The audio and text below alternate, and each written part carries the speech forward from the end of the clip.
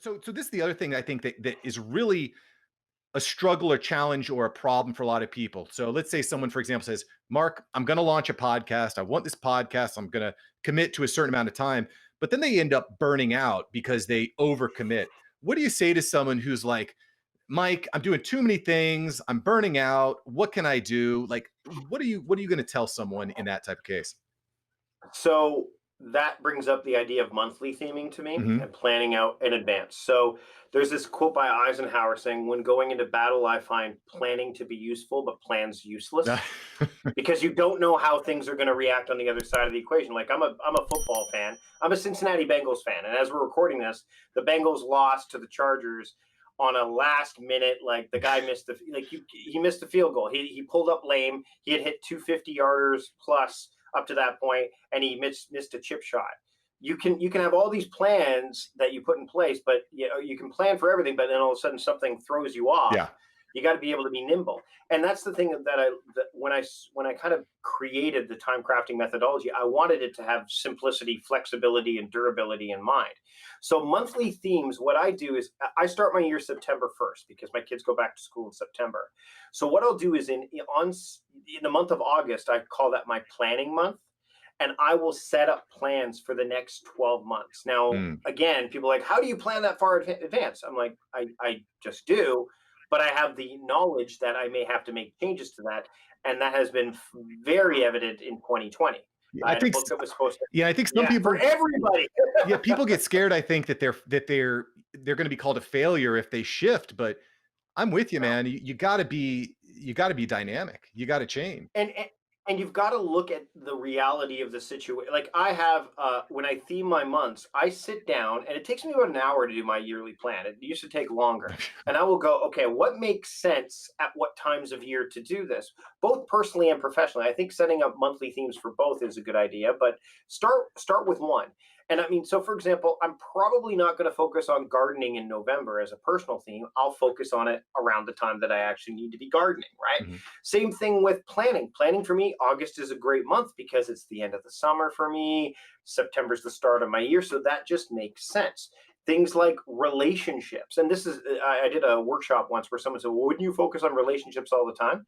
Absolutely, I would. But in that month, I give it even a higher level of focus. Huh. So if someone's burning out, rather than say, okay, I'm not going to do this anymore, because that's what happens is you go, oh, I'm burnt, and then everything falls. First off, um, consistency is king, right? So you want to make sure that you're consistent. And I've fallen prey to burnout many times. I recently just stopped doing my podcast by 2 episodes per week because I felt that it wasn't serving my audience well enough. So I think that putting yourself in a position to say, okay, I want to do all the things, but I know I can't do all the things all at once. Mm. So let me look down the line at, like, say June, and make that where I'm going to really focus on the podcast. But Mike, it's September right now. Why would I focus?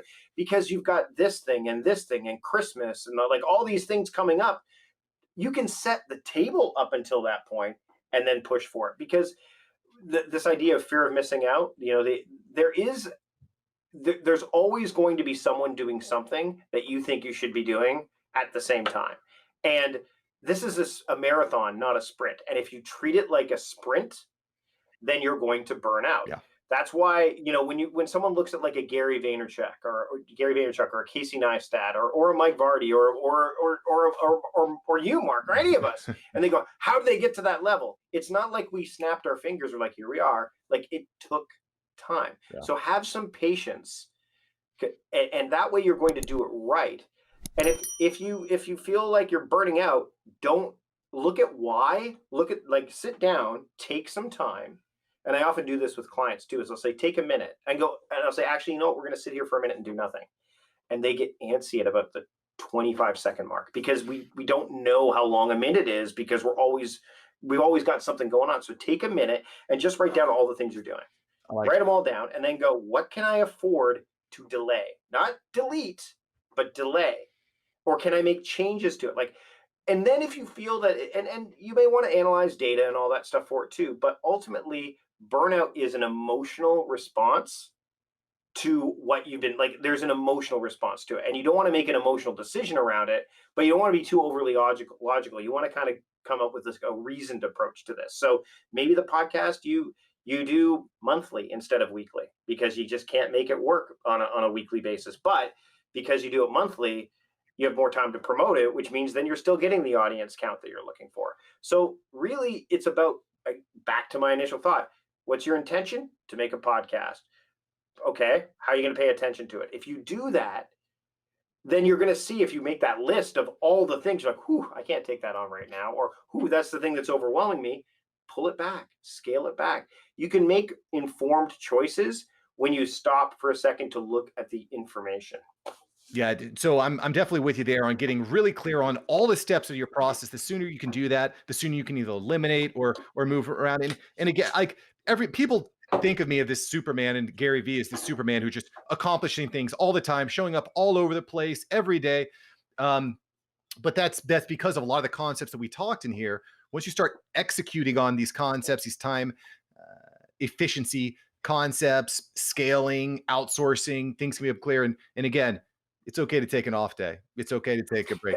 Have a cheat day. You, It's okay. It's not gonna kill you. you know what I would challenge anyone listening to this or watching this right now to do is go back and listen to the first episode of your podcast, Mark, and the first episode of mine, and then listen to the more recent one. Yeah. And then be okay when you start that you're going to have an episode 1 just like ours. Yeah. Or you're going to, or go watch Gary Vaynerchuk's Wine Library TV, the first episode of that, or Casey Neistat's first video.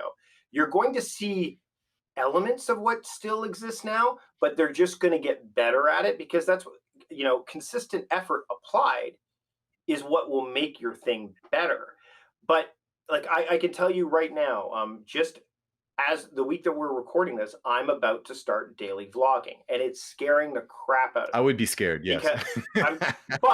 But I know that it's going to help me, because, and that's one of the reasons why I stopped doing the bi-weekly or the twice weekly episodes of the podcast. I'm like, I can't do that because I want to do more videos. So how do I do what I was doing for that podcast? Oh, I can just take it and make it video. Right.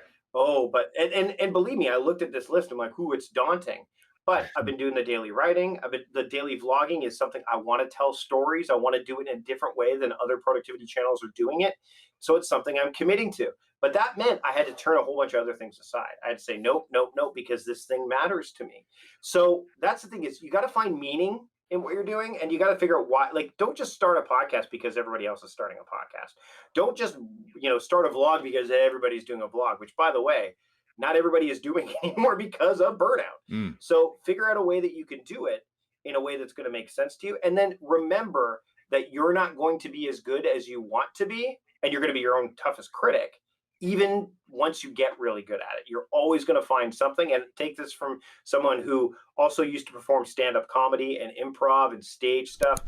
You will always come off that stage, finish that thing going, oh, I could have done this, or oh, I could have. You're always going to do that. So just be okay with that. Just be okay with that and keep moving things forward. Yeah. Start doing, start failing, start learning. Love it. Listen, you can find out everything that Mike's doing at theproductivityist.com. Go there, get educated, improve your life. Thank you so much for watching. I'm glad you enjoyed this episode. I've got several other episodes right here for you. Smash one of these videos to make sure that you don't miss out on the tips, tools, and tactics of industry experts. Let's take that side hustle full time. Smash one of these links.